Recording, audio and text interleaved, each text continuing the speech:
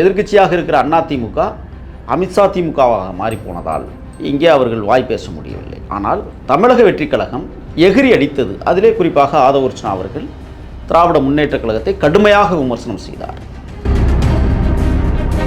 விஜய் அவர்கள் 3 நிமிடம் தான் பேசினார் என்றெல்லாம் பேசுகிறார்கள். திருக்குறள் மொத்தமே 7 அடி தான், 7 சொல்லுகள் தான். அதை ஏற்றுக்கொண்டிருக்கிற தமிழ்நாடு. ஏப்ரல் 22 நல்லா கேட்டுக்கணும், இதையெல்லாம் செய்வார் என்பதற்காகத்தான் 13ஆம் தேதி ஆர்ப்பாட்டம், 10ஆம் தேதியே ஆதவர்ச்சனா அவர்களை படுகொலை செய்வதற்கும் திட்டம் திட்டப்படுகிறது. இந்த பாதிக்கப்பட்டவர்களை இவன் மீண்டும் அழைத்து வந்து மேடையிலே நிப்பாட்டி இந்த ஆட்சிக்கு அவமானத்தை ஏற்படுத்துவான் என்பதற்காகவே ஆளுங்கட்சியினர் இதை செய்திருக்கலாம் என்கிற சந்தேகத்தை அவர் எழுப்புகிறார். மதியம் 1 மணி அளவில் ஒரு இனோவா கார், அது திமுக கொடி கட்டிய கார், அந்த முட்டுச்சந்திலே அவருடைய இல்லத்துக்கு நேராக வந்து நோட்டமிட்டதாக சொல்லப்படுகிறது. மாலை 3 மணிக்கு மீண்டும் அதே ஆட்டோவில் ஒரு 7 பேர் கொண்ட நபர்கள் அந்த வீட்டை சுற்றி பார்த்திருக்கிறார்கள். முக்கோண வடிவத்தில் 3 பிரிவாக பிரிந்து கோடிக்கணக்கான உறுப்பினர்களை இந்த இயக்கத்திற்கு கொண்டு வர வேண்டும் என்பதிலே மிக துல்லியமாக இன்றைக்கு இருக்கிற அறிவியல் சாதனங்களின் அடிப்படையில் தமிழக வெற்றிக் கழகத்தை அடுத்த அரசியல்படுத்துவதற்கான காலச்சூழலை உருவாக்கியிருக்கிறார். ஒரு பாதுகாக்கப்பட வேண்டிய ஒரு மனிதர். நாளைக்கு தமிழக வெற்றிக் கழகம் ஆட்சி அமையுமானால் உங்களுடைய ஆட்சியில் நடைபெற்ற அண்டவாளம் தண்டவாளம்லாம் வெளியில் வந்துச்சுன்னா யாருக்கு வைக்கும்? நேயர்களுக்கு வணக்கம். இன்று நம்மோடு நேர்காணல் பேசுவதற்காக சமூக செயற்பாட்டாளர் திருமிகு முகில் வீரப்பன் நம்மோடு இணைந்திருக்கிறார். வாருங்கள் அவரோடு பேசலாம். சார் வணக்கம். வணக்கம். தமிழக வெற்றி கழகத்தினுடைய தேர்தல் பிரச்சார மேலாண்மை பொதுச் செயலாளர் ஆதவர்ச்சனாவுக்கு கொலை மிரட்டல் விடுத்திருந்திருக்கிறாங்க. அதில் சந்தேகத்தின் அடிப்படையில் ஒருத்தரை கைது பண்ணியிருக்கிறாங்க. எப்படி பார்க்குறீங்க? தமிழக வெற்றிக் கழகம் தமிழ்நாட்டில் ஒரு தன்னிகர் இல்லா தனி அமைப்பாக உருவெடுத்து வளர்ந்து வருகிறது. இந்த சூழலை பயன்படுத்தி கொண்ட திராவிட முன்னேற்றக் கழகம் எப்படியாவது தமிழக வெற்றிக் கழகத்தை தமிழ்நாட்டிலிருந்து அப்புறப்படுத்தப்பட வேண்டும் என்று ஒரு எண்ணத்தோடு செயல்படுகிறார்கள். மரியாதைக்குரிய அண்ணன் ஆதவர்ச்சனா அவர்கள் விடுதலை சிறுத்தைகள் இயக்கத்தில் இருக்கிற போதே, துணை பொதுச் செயலாளர் பதவியில் இருக்கிற போதே திராவிட முன்னேற்றக் கழகத்தை பற்றி கடுமையாக சாடினார். மன்னராட்சி முறை நடக்கிறது என்று சொன்னார். அது சொன்னதனுடைய விளைவுதான் விடுதலை சிறுத்தைகள் கட்சியிலிருந்து அண்ணன் ஆதவர்ச்சனா அவர்கள் தற்காலிகமாக நீக்கப்பட்டார். பிறகு நீக்கப்பட்ட அவரை விடுதலை சிறுத்தைகளுடைய 2ஆம் கட்ட தலைவர்கள் அவதூறு பேசினார். எந்த இடத்திலும் ஆதவர்ச்சனா அவர்கள் விடுதலை சிறுத்தைகளுடைய தலைவரையோ அல்லது விடுதலை சிறுத்தைகள் கட்சியையோ ஒரு இடத்தில் கூட அவர் குறைவாக பேசியது கூட இல்லை. ஏன் விடுதலை சிறுத்தைகளுடைய 2ஆம் கட்ட தலைவர்களுக்கு இவ்வளோ பெரிய கோபம் வந்தது? ஏதோ அறிவாற்றல் மிகுந்ததைப் போல அவர்கள் வந்து பேசினார்கள். அதற்கு பிறகு அவர் விஜய் இயக்கத்தில் புதிதாக தோற்றுவிக்கப்பட்ட தமிழக வெற்றிக் கழகத்தில் தன்னை இணைத்துக் கொள்கிறேன் என்று அறிவித்ததற்கு பிறகு அரசியலே பரபரப்பானது. அந்த கட்சியினுடைய முதல் மாநில மாநாடு விக்கிரவாண்டியிலே நடைபெற்ற போதெல்லாம் அவர் விடுதலை சிறுத்தைகளிலே பயணித்தார். அம்பேத்கருடைய புத்தக வெளியீட்டு விழாவில் தான் பிரச்சனை தொடங்கியது. ஆளுங்கட்சியை எப்பொழுதுமே எதிர்க்கட்சிகள் எதிர்த்தாக வேண்டிய சூழல். ஏன்னா அணுகுமுறைகள் அல்லது இந்த அரசாங்கத்தை நடத்துகிற வழிமுறைகள் இல்லாமல் மக்களை ஏமாற்றுகிற பித்தலாட்ட ஆட்சி முறையை எதிர்க்கட்சிகள் கண்டிக்க வேண்டும். எதிர்க்கட்சியாக இருக்கிற அதிமுக அமித்ஷா திமுகவாக மாறிப்போனதால் இங்கே அவர்கள் வாய் பேச முடியவில்லை. ஆனால் தமிழக வெற்றிக் கழகம் எகிரி அடித்தது. அதிலே குறிப்பாக ஆதவர்ச்சனா அவர்கள் திராவிட முன்னேற்றக் கழகத்தை கடுமையாக விமர்சனம் செய்தார். அதற்கு பிறகு பல்வேறு கட்ட அமைப்புகளை தமிழக வெற்றிக் கழகத்திற்கு தூணுக்கு துணையாக நின்று ஆதவர்ச்சனா அவர்கள் விஜய்க்கு பக்கபலமாக நின்று அந்த இயக்கத்தை உறுதிப்படுத்துவதில் தன்னை முனைப்பாக இணைத்து கொண்டு செயல்படுத்தி கொண்டிருக்கிறார். 13ஆம் தேதி ஒரு ஆர்ப்பாட்டம். தம்பி அஜித்குமார் படுகொலை மட்டுமல்ல, 24 படுகொலைகள். அதிலே அவர் என்ன சொல்லுகிறார் என்றால், இதுவரை எந்த கட்சியும் சொல்லாத ஒரு விடயம், செய்யாத ஒரு விடயம். ஏற்கனவே புத்தக வெளியீட்டு விழாவில் புதுக்கோட்டை மாவட்டம் வேங்கவயலில் நடைபெற்ற ஒரு துன்பியல் சம்பவம். மலம் தண்ணியை கலந்தார்கள். கலந்தது யார் என்றே தெரியாமல் தவித்து கொண்டிருந்த நேரத்தில் குடித்தவர்களை மேடையில் கொண்டு வந்து நிறுத்தினார் ஆதவர்ச்சனா அவர்கள். இப்பொழுது 24 பேர் லாக்அப் டெத் என்று சொல்லக்கூடிய காவல்துறை மரணங்களை வெட்ட வெளிச்சமாக்குகிறார். மேடையில் கொண்டு வந்து அந்த பாதிக்கப்பட்ட அப்பாவிகளை கொண்டு வந்து நிலைநிறுத்துகிறார். விஜய் அவர்கள் 3 நிமிடம் தான் பேசினார் என்றெல்லாம் பேசுகிறார்கள். திருக்குறள் மொத்தமே 7 அடி தான், 7 சொல்லுகள் தான். அதை ஏற்றுக்கொண்டிருக்கிற தமிழ்நாடு தமிழர்கள். விஜய் 3 நிமிடம் தான் பேசினார் என்றால் அவர் குறைவாக பேசினாலும் பேசும் பொருளாக இருக்கிறது. மணிக்கணக்கிலே பேசக்கூடிய தலைவர் பெருமக்கள் என்ன பேசுகிறார்கள்? திருக்குறளை எழுதியதே இளங்கோவடிகள் என்றெல்லாம் இந்த தமிழ்நாட்டை ஆண்டவர்கள் பேசிய காலம் நமக்கு தந்திருக்கிறது. ஆனால் மரியாதைக்குரிய ஆதவர்ஷனா அவர்கள் என்ன சொன்னார்? 2022ஆம் ஆண்டு பிப்ரவரி மாதம் சுலைமான் திருநெல்வேலி அபின்முரம் திருட்டு வழக்கிலே கைது செய்யப்பட்டு அழைத்து செல்லப்பட்ட போது மரணமுற்றான். அவர்களுடைய குடும்பத்தை கொண்டாந்து மேடையில் நிறுத்துகிறார். 2022 திராவிட முன்னேற்றக் கழக ஆட்சி அமைந்ததற்கு பிறகு ஏப்ரல் மாதம் சென்னை தலைமைச் செயலக காலனியில் விக்னேஷு சுரேஷ் என்கிற 2 பேரை புரசைவாக்கத்திலிருந்து அழைத்துட்டு வந்த சென்னை தலைமைச் செயலகத்தினுடைய காவல்துறை அதிகாரிகள், விக்னேஷ் வயது 25, படுகொலை செய்யப்படுகிறான். இதை பேசுவதற்கு அவங்க அம்மாவை கூட்டிகிட்டு வர்றார்.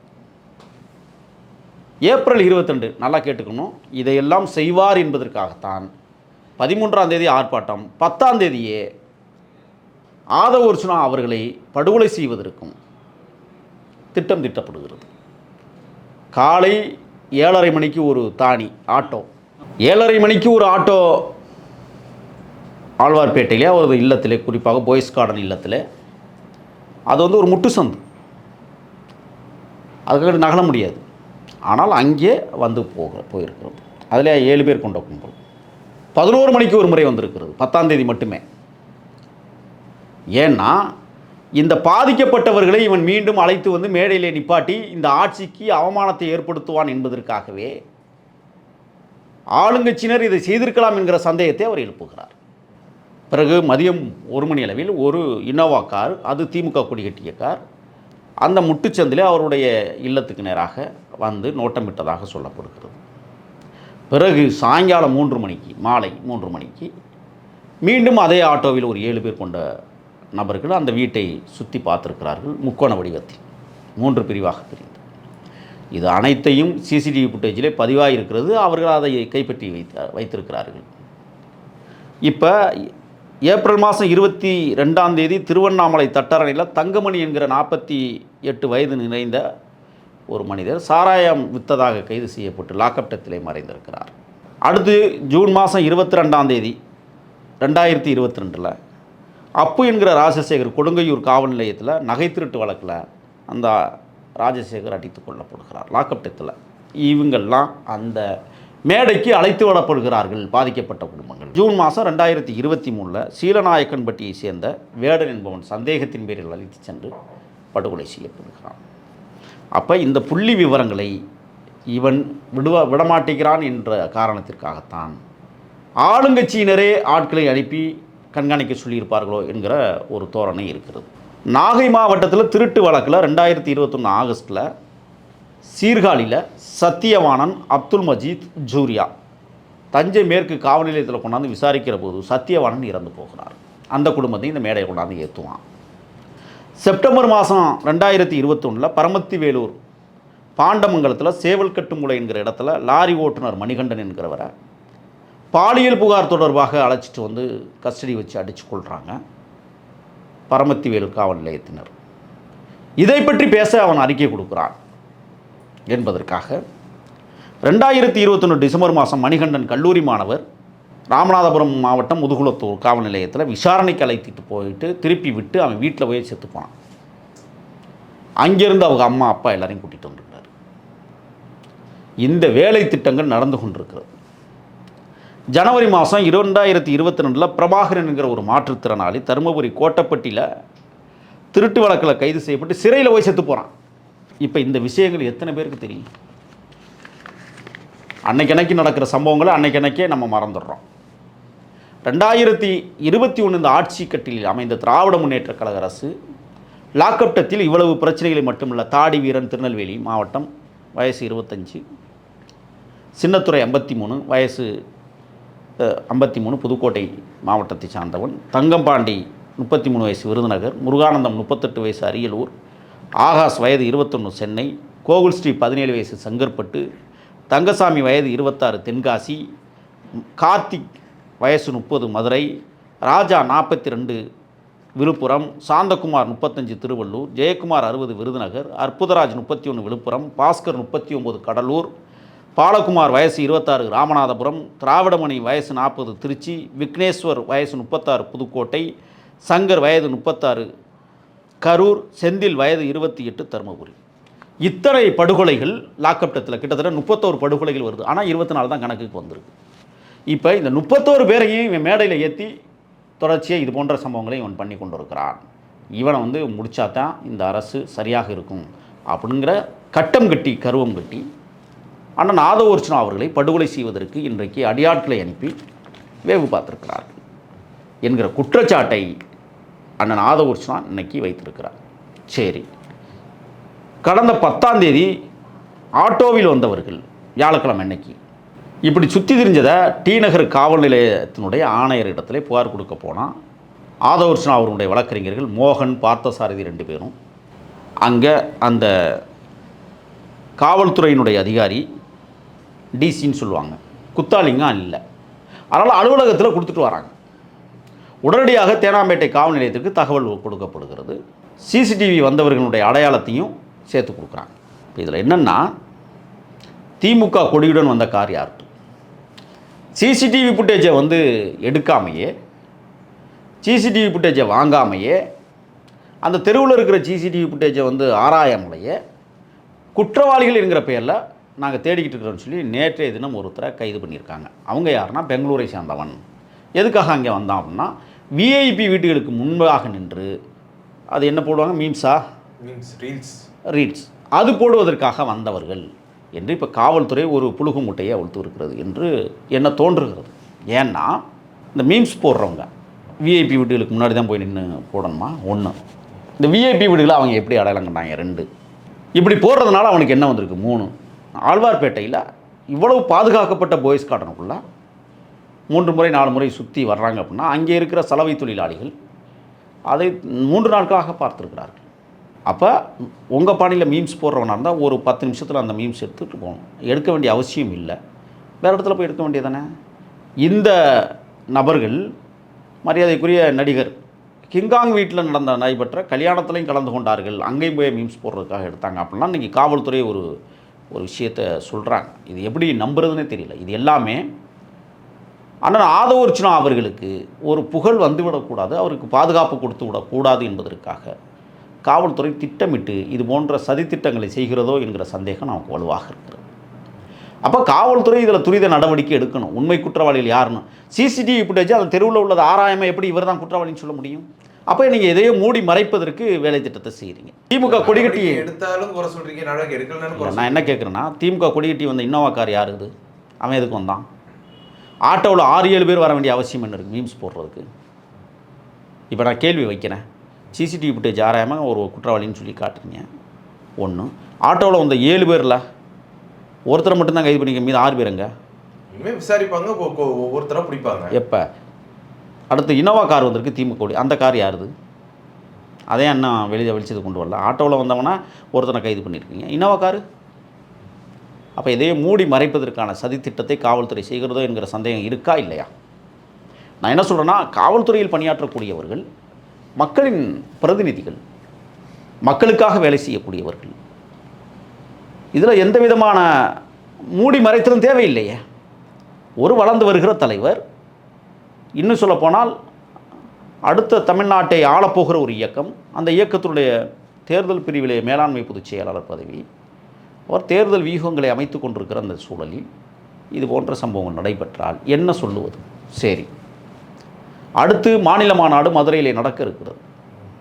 2வது மாநில மாநாடு மிக பிரமாண்டமாக, அந்த மாநாட்டில் கிட்டத்தட்ட குறைந்தது 30 லட்சம் பேரை திரட்ட வேண்டும் என்பதிலே மும்முனைப்பாக இயக்கத்தினர் வேலை செய்து கொண்டிருக்கிறார்கள். 300 ஏக்கர் நிலப்பரப்பில் இந்த மாநாட்டிற்கு வேலையை தொடங்கியிருக்கிற ஆதவர்ச்சனா தென் மாவட்டங்களை கட்டமைக்கிற வேலையிலே இப்போ தொடர்ச்சியாக ஈடுபட்டிருக்கிறார். சொல்லக்கூடாத சில விஷயங்களே இருக்குது இந்த விஷயத்தில். கோடிக்கணக்கான உறுப்பினர்களை இந்த இயக்கத்திற்கு கொண்டு வர வேண்டும் என்பதிலே மிக துல்லியமாக இன்றைக்கு இருக்கிற அறிவியல் சாதனங்களின் அடிப்படையில் தமிழக வெற்றி கழகத்தை அடுத்த அரசியல்படுத்துவதற்கான காலச்சூழலை உருவாக்கியிருக்கிறார். இப்போ இந்த நேரத்தில் நீங்கள் வந்து வீட்டை வேவு பார்ப்பதும், வீட்டில் கேட்டால் எல்லாம் அவன் மீம்ஸ் போட வந்தவன் சொல்லி தப்பித்து கொள்வதும் சரி. ஆனால் ஆம்ஸ்ட்ராங் படுகொலையில் நம்ம பார்த்தோம் என்ன நடந்துச்சுன்னு சொல்லிட்டு. அது போன்ற சம்பவம் மீண்டும் சென்னை மாநகரத்துக்குள்ள மட்டும் இல்லை, தமிழ்நாட்டில் எங்கேயும் நடக்கக்கூடாதுங்கிறதுல கவனமாக இருக்கணும். இப்போ இந்த ஆதவர்ச்சனா விஷயத்தில் நான் கேட்குறேன், சந்தேகம் வந்திருக்கிறது, வலுவான சந்தேகம் கூடுதலாக இருக்கிறது. இதை சரி செய்ய வேண்டிய பொறுப்பு யாருடையது? அரசுடையது. அப்போ அரசு என்ன செய்யணும்? பொய்யான தகவல்களை கொடுத்து விடக்கூடாது. தங்கை ஸ்ரீமதி மரண வழக்கில் செஞ்சது மாதிரி செய்யக்கூடாது, வேங்கவேலில் செஞ்சது மாதிரிலாம் செய்யக்கூடாது. ஒரு பாதுகாக்கப்பட வேண்டிய ஒரு மனிதர். நாளைக்கு தமிழக வெற்றி கழகம் ஆட்சி அமையுமானால் உங்களுடைய ஆட்சியில் நடைபெற்ற அண்டவாளம் தண்டவாளம்லாம் வெளியில் வந்துச்சுன்னா யாருக்கு வைக்கும்? யார் தலை குனிந்து நடப்பது? ஆக ஆதவர்ச்சனா என்கிற அப்பழுக்கற்ற ஒரு அரசியல் ஆளுமையை பாதுகாக்க வேண்டியது இன்றைக்கு ஆண்டு கொண்டிருக்கிற திராவிட முன்னேற்ற கழகம். இதில் சப்பை கட்டிட்டு நாங்கள் வந்து மீம்ஸ் போட வந்தேன் அவன் வந்து நல்ல வந்தான்னு சொல்லி நீங்கள் அவனுக்கு வக்காலத்து வாங்குவது என்பதை சந்தேகத்தை வலுவாக்குறது. சரி, தமிழக வெற்றி கழகத்தினுடைய 2வது மாநில மாநாடு என்பது திட்டமிட்டு ஒரு 300லிருந்து 400 ஏக்கர் நிலப்பரப்பில் மிக பிரமாண்டமாக நடக்க இருக்கிறது. இது தேர்தலை தீர்மானிக்கக்கூடிய மாநாடு, வெற்றியை தீர்மானிக்கக்கூடிய மாநாடு, வாகை மலரை தன் கொடியில் இணைத்து வாகை சூடுவதற்கான ஒரு வரலாற்று சரித்திரத்தை எழுதுகிற மாநாடு. மாநாட்டை மதுரையில் ஏன் அவர் நடத்துகிறார் என்றால், குறிப்பாக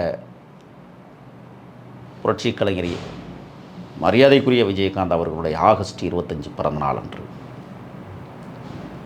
விஜயகாந்தை கடந்து தமிழ் திரையுலகம் என்றைக்கும் நகராது. அந்த பேராற்றல் மிகுந்த பெரும் தலைவன் மட்டுமல்ல, பெரும் நடிகனுடைய பிறந்த நாளில் மதுரையிலே நீதி வேண்டி தேரா மன்னா செப்புவதுடையே நின்று காற்சிலம்பிற்காக நீதி கேட்ட கண்ணகி மதுரை மாநகரத்தை எரித்தாலே, அந்த மதுரை மாநகரில் பாண்டிய மன்னனின் அவைக்களத்தில் மாணிக்கவாசகன் என்கிற பெரும்புலவன் அவைப்புலவனாக விளங்கிய மதுரை மண்ணில் இன்றைக்கு நீதி கேட்பதற்காக ஒரு மாபெரும் மக்கள் திரட்டி மாநாடு நடத்துகிறார் என்றால், அந்த மாநாடு என்பது தமிழ்நாட்டில் எவரும் செய்திடாத மாநாடாக அமைய காத்திருக்கிறது. சந்து பொந்தெல்லாம் இன்றைக்கி தாவேகாவுடைய கொடிகள், தாவேகாவுடைய தொண்டர்கள் ஆறுபருத்தி எழுவதை பார்க்கிறோம்.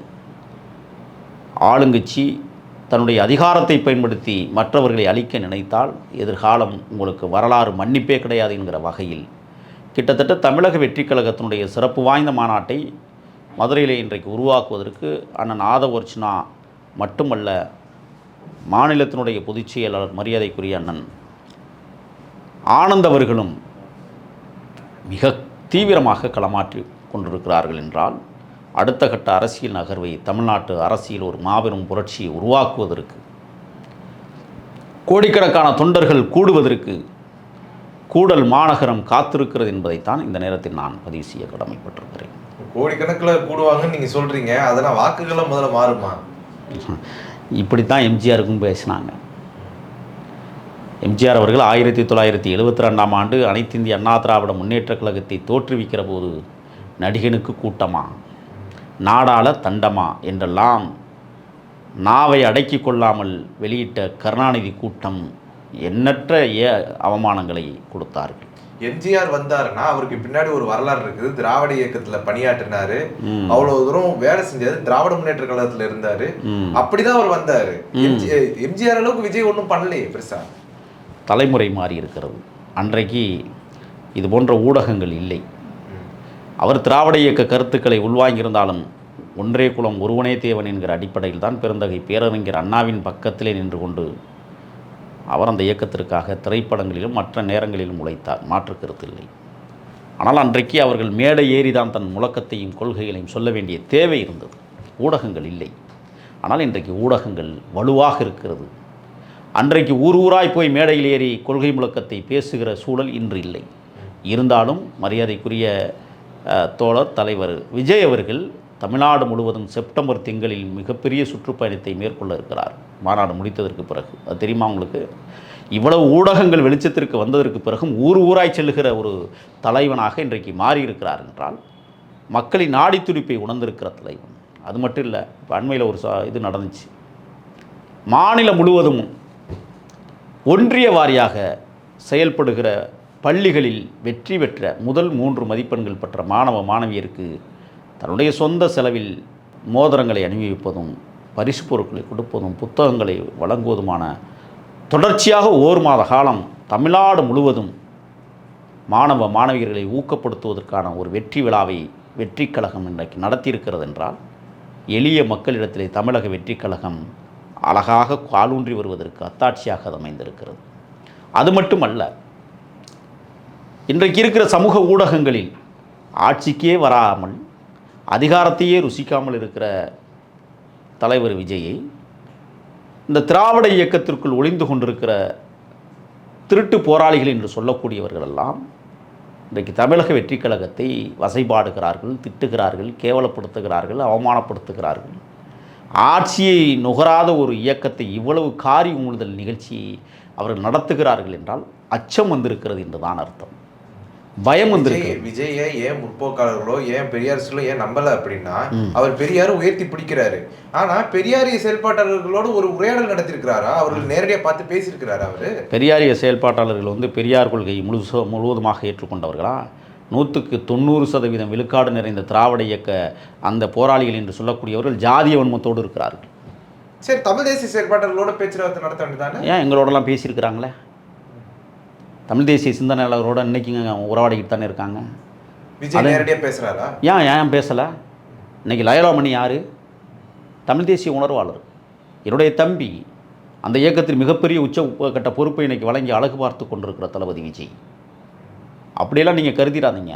திராவிட இயக்கத்துக்குள்ளே முழுமையான திராவிடத்தை ஏற்றுக்கொண்ட தலைவர்கள் யார் இருக்கிறா சொல்லுங்கள் பார்ப்போம்.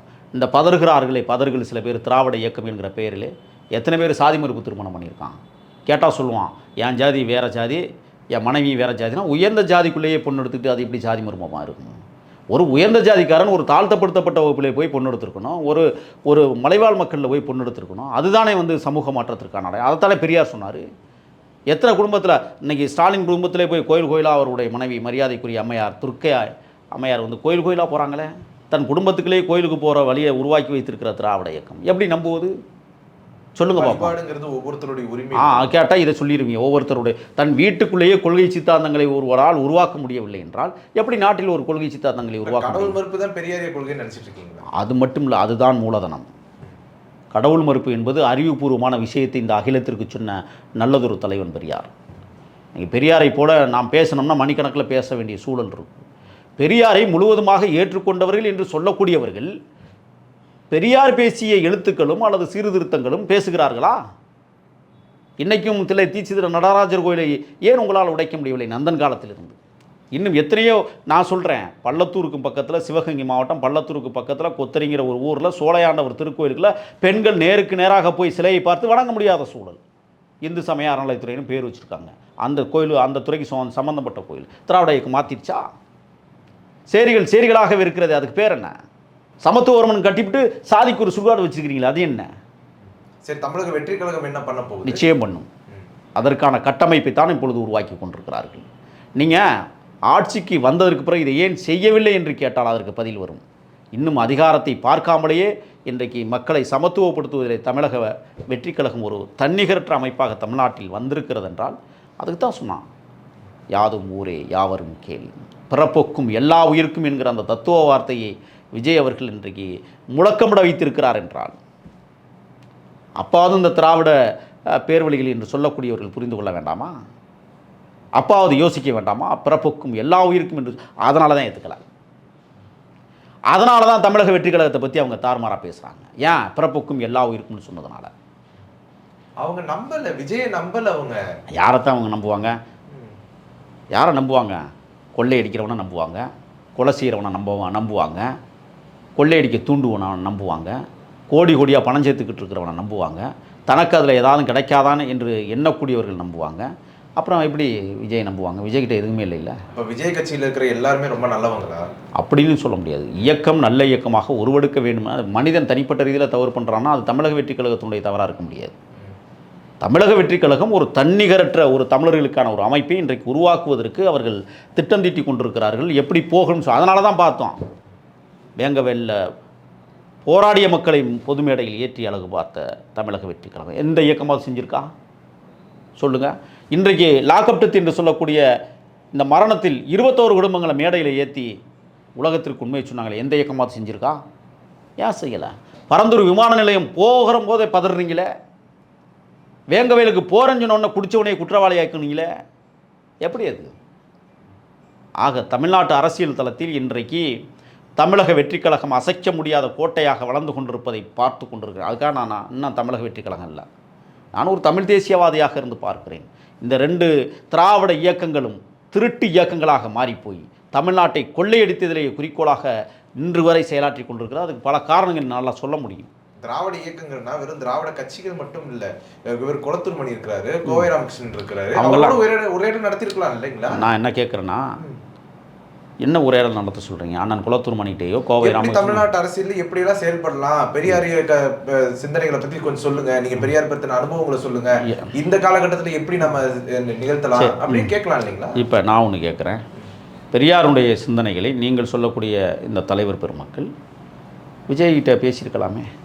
தம்பி, உங்கள்கிட்ட நாங்கள் பேச வேண்டியது இருக்குது, இந்த அரசியல் தளத்தில் நாங்கள் எல்லாம் எப்படி அவர் எவ்வளோ பெரிய அனுபவம் உள்ளவருங்க. சரி, அதுவும் இல்லாமல் அவங்க பல செயல்பாட்டில் செஞ்சுருக்கிறாங்க. நான் ஒன்று சொல்கிறேன், இன்றைக்கு கொள்கையை விட கோட்பாடுகளை விட தொண்டர்கள் முக்கியம். ஆயிரக்கணக்கான இல்லை, லட்சக்கணக்கான தொண்டர்களே யார் வச்சுருக்கிறது? குளத்தூர் மணின்னு ராமகிருஷ்ணன் வச்சுருக்காங்களா? தமிழக வெற்றிக் கழகம் வச்சுருக்கு. அவரை நம்பி இன்றைக்கி தமிழ்நாடே திசை திரும்பி பார்க்குதுன்னு சொன்னால் வளர்ந்து வருகிற ஒரு தமிழன் தானே அவன். பிறமொழிக்காரனா? நீங்களே தாராளமா தம்பி நல்லா இருக்கீங்களா, நலமாக இருக்கீங்களா, உங்களை நாங்கள் சந்திக்கணுமே, பேசலாமே. சந்திக்க அனுமதி கொடுப்பார் விஜய்? ஏன் கொடுக்க மாட்டார்? என்னை போன்றவர்களை சந்திப்பதற்கு அவர் நேரம் ஒதுக்குகிற போது தலைவர் பெருமக்கள் சந்திப்பதில் என்ன தடுமாற்றம் சொல்லுங்கள் பார்ப்போம். அவரை நீங்கள் என்ன செய்கிறீங்கன்னு சொன்னால், உங்களுக்குள்ளேயே கற்பனையில் ஒரு பிரம்மாண்டம் அப்படிங்கிற ரீதியிலேயே நினச்சி, அவர் எளிமையின் தலைவர். பனையூருக்கு போங்க, உங்களை சந்திப்பார். ஏன் வெளியில் வரலைன்னா, அவர் வெளியில் வந்தால் கூட்டம் கூடுது, பிரச்சனை வருது. 10,000 பேர் திரண்டு அவன் முண்டிக்கிட்டு வர்றான். ஏதாவது கூட்ட பிரச்சனையில் ஏதாவது நடந்துச்சுன்னா அந்த அசம்பாவிதங்களை யார் பொறுப்பேற்பது? அதுக்காகத்தான் எந்த ஒரு நிகழ்ச்சிக்கும் அறிவிக்காமலே போய் நிற்பது. இப்போ அண்ணன் குளத்தூர் மணியை சந்திக்கிறதுல என்ன தடுமாற்றம்? இல்லையே, ஒரு தடுமாற்றமும் இல்லையே. அதே மாதிரி அண்ணன் கோவை ராமகிருஷ்ணனை என்ன சந்திக்கிறது என்ன தப்பு இருக்குது? சந்திப்பார்கள். காலம் இப்போ தான் கணிஞ்சு வந்துக்கிட்டு இருக்கு. விரைவில் அதற்கான வேலை திட்டங்களையும் அவர்கள் வைத்திருக்கிறார்கள். அவங்க சாதாரணமாக இல்லை, தமிழ் தேசிய தலைவர்களையும் சந்திப்பதற்கு தயார் நிலைப்படுத்தி கொண்டிருக்கிறார்கள். அதையும் சொல்லிடுறேன் உங்களுக்கு. அவர்கள் தெளிவான அரசியல் பாதையை அடியெடுத்து வைத்திருப்பதால் எதிர்க்கட்சியாக இருக்கக்கூடியவர்களும் ஆளுங்கட்சியாக இருக்கக்கூடியவர்களும் அலறுகிற இந்த ஓல சத்தங்களை எங்கள் காதுகளில் நாங்கள் கேட்டுக்கொண்டு தான் இருக்கோம். காலம் பதில் சொல்லுவோம். எடப்பாடி பழனிசாமி நேற்று ஒன்று சொல்லியிருக்காரு, என்னன்னா ஒரு பிரம்மாண்ட கட்சி எங்களோட கூட்டணி வரப்போகுது அப்படின்னு. ஒருவேளை அந்த பிரம்மாண்ட கட்சி தமிழக வெற்றி கழகமாக இருக்குமோ? அவர் கற்பனைக்கு அதுவே டெட்பாடி. எங்க எடப்பாடி விஜய் ஒரு சாஃப்ட் கார்னர் தானே எடுக்கிறாரு. திமுக ரொம்ப ஹார்டா அடிக்கிறாரு, அதிமுக எல்லாமே அதே எடப்பாடி என்கிற டெட்பாடி சொன்னார். என்ன சொன்னார்? விடுதலை சிறுத்தைகளும் கம்யூனிஸ்ட் இயக்கங்களுக்கும் நாங்கள் சிவப்பு கம்பளம் கொடுத்து வரவேற்கணும். எப்படி வருவாங்க? அதை எப்படி எடுத்துக்கிறீங்க? ஒரு பெரிய கட்சி எங்களோட கூட்டு சேருன்னு சொன்னால் அவருக்கு பெரிய கட்சி எதுவானா ஜாதிய கட்சிகளாக இருக்கும். அவன் கண்ணுக்கு அதை தான் தெரியும். ஏன்னா ஏற்கனவே கடந்த கால வரலாறு இருக்குது. வெறும் ஜாதிய கட்சிகளாக தன்னோட இணைத்து கொண்டு தேர்தல் களத்துக்கு வந்தவர் தான் அந்த எடப்பாடி. இல்லைன்னு சொல்லுவீங்களா? அப்போ அவர் பெரிய ஜாதிய கட்சி ஏதோ ஒன்று இயங்கும்னா அப்போ பாட்டாளி மக்கள் கட்சியை கூப்பிடுவார். அதில் எந்த பிரிவுன்னு தெரியல. ராமதாஸ் பிரிவா அன்புமணி பிரிவான்னு இன்னமே தான் அலசி ஆராயணும். அதனால் அவர் சொல்கிறதெல்லாம் நீங்கள் போய் காதில் கேட்டுக்கிட்டு அதையும் ஒரு கேள்வியாக வச்சுக்கிட்டு இருந்தீங்கன்னா நேரம் தான் வேணும். எடப்பாடியெலாம் இந்த தமிழ்நாட்டுக்கு அவ்வளோதான், முடிஞ்சு போச்சு. முடிச்சுட்டாங்க, பாஜகவே முடிச்சுட்டாங்க. அடுத்த முதலமைச்சர் யாருன்னு கேள்வி கேட்டால் அது அமித்ஷா முடிவெடுப்பாருன்னா அப்புறம் என்ன அதிமுக? அதான் அமித்ஷா அதிமுக தானே, இதில் என்ன இருக்குது? அதெல்லாம் விட்டுருங்க. அதெல்லாம் பற்றி பேசினாவே தமிழ்நாடு இன்னும் பின்னோக்கி நகர்ந்து கொண்டிருக்கிறது என்பதற்கு சான்று. தமிழக வெற்றி கழகத்தை ஏற்கனவே ஓ பன்னீர்செல்வம் அவர்கள் பாராட்டி பேசியிருந்தார். தமிழக வெற்றி கழக மாநாட்டுக்கு ஓபிஎஸ் அவர்கள் வர்ற மாதிரி சொல்கிறாங்க, அது உண்மையா? உண்மைதான். ஓபிஎஸ் மட்டுமல்ல, நல்ல தலைவர்கள் இணைவதற்கான வாய்ப்புகள் அதிகமாக இருக்கிறது. பொறுத்திருங்கள், இந்த மாநாடு வரை பொறுத்திருங்கள், அவசரப்படாதீங்க. ஏன் அனைத்து இந்திய அண்ணா திராவிட முன்னேற்ற கழகத்தினுடைய மிக பொறுப்பில் இருந்த புகழேந்தியே விஜய் பக்கம் வருவதாக செய்திகள் வந்து கொண்டிருக்கிறது. பிரிந்தவர்கள் ஒன்று கூடுவதற்கு ஒரு வாய்ப்பை இன்றைக்கு விஜய் உருவாக்கியிருக்கிறார். எம்ஜிஆருடைய தொண்டர்களும் விஜயகாந்தனுடைய தொண்டர்களும் அபரிமிதமாக மாநாட்டிலே கலந்து கொள்வதற்கான வேலை திட்டத்தை உருவாக்கியிருக்கிறார். பொறுத்திருங்க, ஏன் அவசரப்படுறீங்க? ஓபிஎஸ் அவர்கள் பாஜக கூட தானே ரொம்ப காலம் இருந்தார். அப்படி பார்த்தீங்கன்னா யார் தான் இல்லை? திமுக பாஜகவோட இல்லையா? விடுதலை சிறுத்தைகள் பாஜகவோட இல்லையா? யார் இல்லை? எல்லோரும் இருந்தவர்கள் தான். இன்னைக்கு விடுதலை சிறுத்தைகள் தீவிரமாக இருக்கிறாங்களா பாஜக? இன்னைக்கு அவங்க உணர்ந்துட்டு இன்னைக்கு எதிர்க்கிறாங்க. அதே மாதிரி ஓ பன்னீர்செல்வம் உணர்ந்துட்டு இன்னைக்கு வெளியில் வர்றாரு. என்ன இருக்குது இப்போ? பாஜக என்பது ஒரு மதவாத அடிப்படை கட்சி, அவ்வளோதான். கொள்கைக்கு நேர் எதிரானவர்கள், அவ்வளோதான். அதுக்காக அதில் பணியாற்றக்கூடியவர்கள்லாம் நம்மளுக்கு எதிரிகள் அல்ல. அந்த சித்தாந்தம் நம்மளுக்கு எதிராக இருக்கிறது, அவ்வளோதான். அதனால் சித்தாந்தத்தை தெரிந்து கொண்டவர்கள், அந்த சித்தாந்தம் நம்மளுக்கு ஒத்து வராதுன்னு சொல்லக்கூடியவர்கள், ஏன் நாளைக்கு வந்து பாரதிய ஜனதா வந்து அதிமுக கழட்டி விட்டுருச்சுன்னா அதே பாரதிய ஜனதாவோட திமுக கூட்டு சேராதுன்னு என்ன நிச்சயம்? ஒப்பந்தம் போட முடியுமா? உங்களால் எழுதி தர முடியுமா? ஏற்கனவே சேராமல் இருந்தவங்களா? சேர்ந்தவங்க தானே, கூட்டாட்சி தத்துவத்தை கொண்டு வந்தவங்க தானே. அதெல்லாம் சும்மா, அதெல்லாம் நடிப்புகள். இவங்க போலி வேஷம் போட்டுக்கிட்டு இருக்காங்க. தமிழக வெற்றி கழகம் சரியான பாதையை நோக்கி சென்று கொண்டிருக்கிறது. உங்களுடைய நேரத்தை ஒதுக்கி எங்களோட கருத்தில் பந்தமிங்க. நன்றி சார். நன்றி.